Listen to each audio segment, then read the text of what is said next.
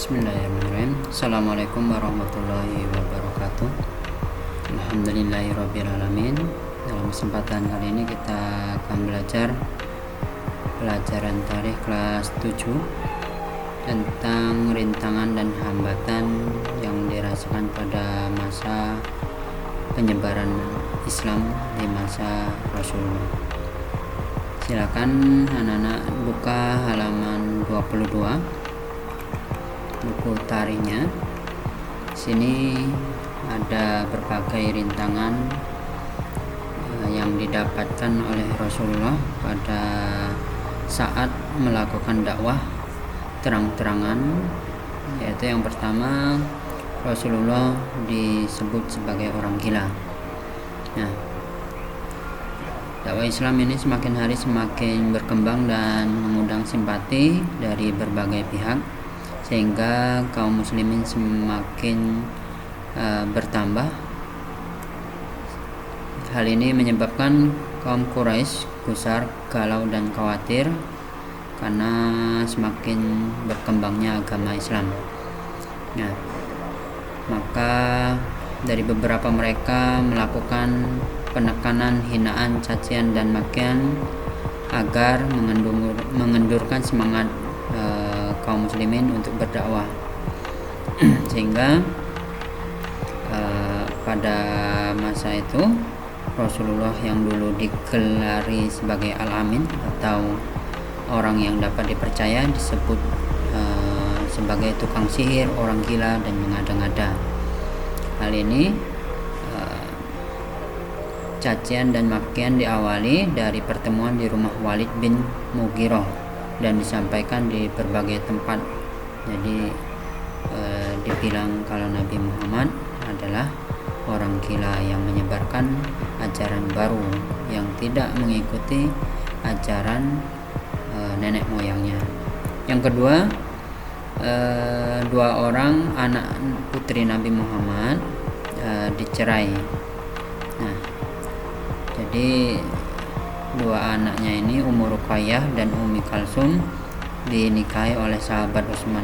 Sebelum dinikahi sahabat Utsman bin Affan, beliau dua orang anak ini dinikahi oleh anaknya Abu Lahab, sehingga Abu Lahab ini yang paling menentang penyebaran agama Islam di Mekah, menyuruh anaknya untuk menceraikan putri Nabi Muhammad, yaitu Ummu Ruqayyah dan Ummi Kalsum.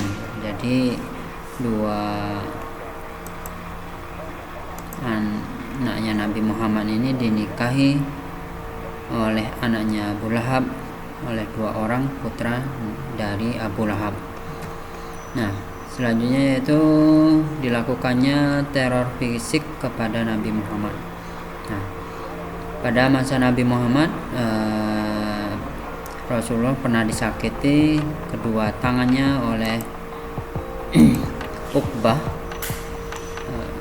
secara fisik. Bahkan Nabi Muhammad mendapatkan dilemparinya kotoran hewan dan bahkan diludahi pada saat Nabi Muhammad melaksanakan sholat di Ka'bah. Nah, ada juga yang lebih sadis atau yang dilakukan oleh kaum kafir Quraisy, yaitu yang keempat, yaitu Rasulullah terancam dibunuh. Nah, Nabi ini diancam oleh Abu Lahab, padahal Abu Lahab ini merupakan masih saudaranya Nabi Muhammad. Nah, berbekal tubuh muslihat dan kelicikan Abu Jahal selalu merongrong dakwah Nabi Muhammad, sehingga pernah suatu hari Nabi Muhammad sedang sujud di depan Ka'bah, Abu Jahal akan membunuh dengan mengangkat kakinya. Nah, Abu Jahal mengangkat kaki di atas tubuh Nabi Muhammad, namun berkat pertolongan oleh Allah, tiba-tiba Abu Jahal melarikan diri ketakutan, sehingga tidak jadi melakukan hal tersebut. Akan tetapi Abu Jahal tetap melakukan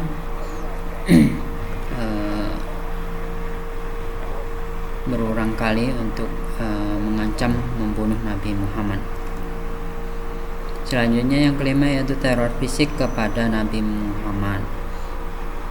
Nah, selain teror fisik ini juga didapati oleh sahabat-sahabat Nabi Muhammad yang baru masuk Islam.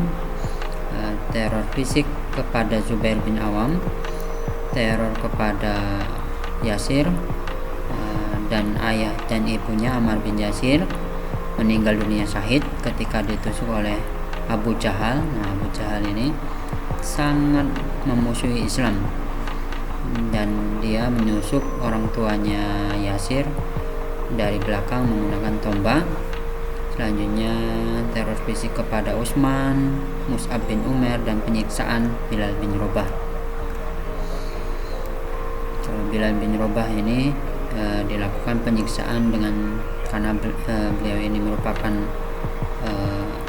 budak, maka disiksa oleh orang yang memilikinya dengan cara ditindikan batu. Tapi yang dilakukan Bilal bin Rabah, dia melakukan tetap beriman kepada Allah.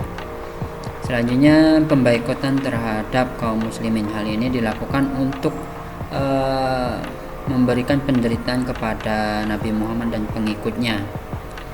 Nah, menyebabkan kaum kafir Quraisy melakukan ini untuk membaikot secara sosial dan ekonomi, sampai kaum muslimin menyerah kepada ajaran dan keyakinan sebelumnya, yaitu menyembah selain kepada Allah. Nah, hal ini ada piagam boikot yang digantung di Ka'bah, akan tetapi sehingga piagam tersebut dimakan oleh rayap. Dan kaum kafir Quraisy semakin frustasi. Boikot tersebut tidak menyurutkan perjuangan Nabi beserta pengikutnya untuk berpindah kembali kepada keyakinannya. Selanjutnya Rasulullah dihujani batu di Taif. Nah, hal ini dilakukan Rasulullah ketika ingin ke Taif, akan tetapi di Taif malah dimusuhi, bahkan dihujani batu oleh rakyat masyarakat di Taif. Hal ini menyebabkan banyak luka kepala dan sekujur tubuh Nabi Muhammad, bahkan sendal beliau sampai bersimbah darah. Namun hal ini tidak mengendurkan Nabi Muhammad untuk terus berdakwah. Bahkan Nabi Muhammad mendoakan agar daerah Taif ini menjadi daerah yang sangat taat kepada Allah di masa selanjutnya. Nah, selanjutnya yaitu melakukan hijrah ke Habasyah. Habasyah ini terletak di Ethiopia. Nah, hal ini dilakukan pertama kali oleh rombongan sahabat Nabi, yaitu Utsman bin Affan beserta istrinya Ruqayyah bin Rasulullah, Ja'far bin Abi Thalib, Abdurrahman bin Auf, dan Ummu Habibah bin Abu Sufyan.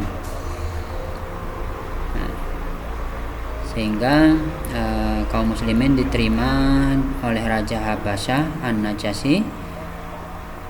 Telah dirasa hijrah pertama sukses, dilakukan hijrah ke Habasyah untuk yang kedua kalinya. Nah, kaum kafir Quraisy bertambah berang dan mengutus diplomat untuk membujuk Habasyah agar memulangkan kaum muslimin tersebut ke Mekah. Akan tetapi diplomat ini yang diwakili oleh Amr bin As dan Abdullah bin Abi Rabi'ah tidak dapat membujuk Raja Habasyah.